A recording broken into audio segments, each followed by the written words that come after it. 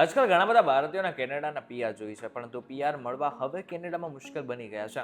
પરંતુ 14 એવી નોકરીઓ છે કે જેના દ્વારા તમે કેનેડાના પીઆર આસાનીથી મેળવી શકો છો.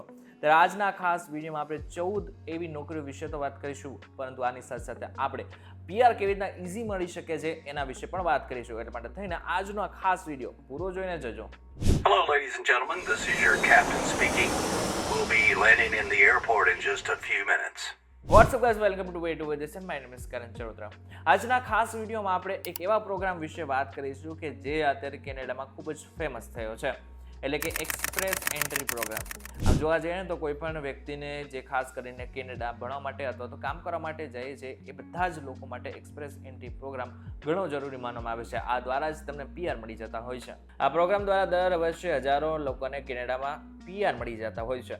એક્સપ્રેસ એન્ટ્રીમાં 3 મુખ્ય કાર્યક્રમો છે: federal skilled worker program, Canadian experience class અને ફેડરલ સ્કિલ્સ ટ્રેડ પ્રોગ્રામ. હવે જેટલા પણ પ્રોગ્રામના મેં નામ કીધા ને એકચ્યુઅલમાં એવા પ્રોગ્રામો છે કે જેના દ્વારા એક વખત કોઈ પણ સ્ટુડન્ટ એ ભણી લે ને બાદમાં કોઈ પણ પ્રકારની નોકરી કરે તો ખાસ કરીને એનાથી કેનેડામાં અર્થતંત્રમાં ઘણો ફાયદો થતો હોય છે. હવે જ્યારે અર્થતંત્રની વાત આવે ને જ્યારે કેનેડાને પોતાને ફાયદો થતો જ હોય છે ને ત્યારે એકચ્યુઅલમાં કેનેડા ડાયરેક્ટ પીઆર તમને આપી શકે છે. એક્સપ્રેસ એન્ટ્રી એક પોઈન્ટ આધારિત સિસ્ટમ છે જેને કોમ્પ્રિહેન્સિવ રેન્કિંગ સિસ્ટમ પણ કહેવામાં આવે છે. આ સિસ્ટમ અરજદારની ઉંમર, શિક્ષણ, કાર્ય અનુભવ, ભાષા કૌશલ્ય એટલે કે અંગ્રેજી અથવા તો ફ્રેન્ચ અને અન્ય પરિબળોના આધારે પોઈન્ટ આપે છે.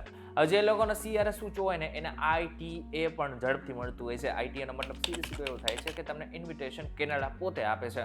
હવે ઘણા બધા એવા પણ પ્રોગ્રામ છે કે જે લોકોના એકચ્યુઅલમાં એ પ્રોગ્રામ હેઠળ તમે શિક્ષણ મેળવ્યું હોય ને તો તમને આરામથી નોકરી પણ મળી જાય છે અને આ બાદમાં તમને પીઆર પણ મળી જતા હોય છે. આ શું છે તો આને કહેવાય છે STEM. સ્ટેમ. હવે સ્ટેમ ફેમસ એટલું છે કે હાલની તકની જો વાત કરવામાં આવે તો મોટા ભાગના અત્યારના ભારતીયો ખાસ કરીને સ્ટેમ ઉપર જ ભાર મૂકી રહ્યા છે. એટલે કે સ્ટેમ પ્રોગ્રામ વિશે વિચારી રહ્યા છે, સ્ટેમ પ્રોગ્રામનું ભણવાનું વિચારી રહ્યા છે, કારણ કે એમને પણ હવે ખબર પડી ગઈ છે કે કેનેડામાં જો આગળના સમયમાં પીઆર જોતા હોય તો કેનેડાના અર્થતંત્રને કેવી રીતના ફાયદો થાય ને આનાથી આપણને કેવી રીતના પીઆર મળે એના વિશે જ વિચારી રહ્યા છે.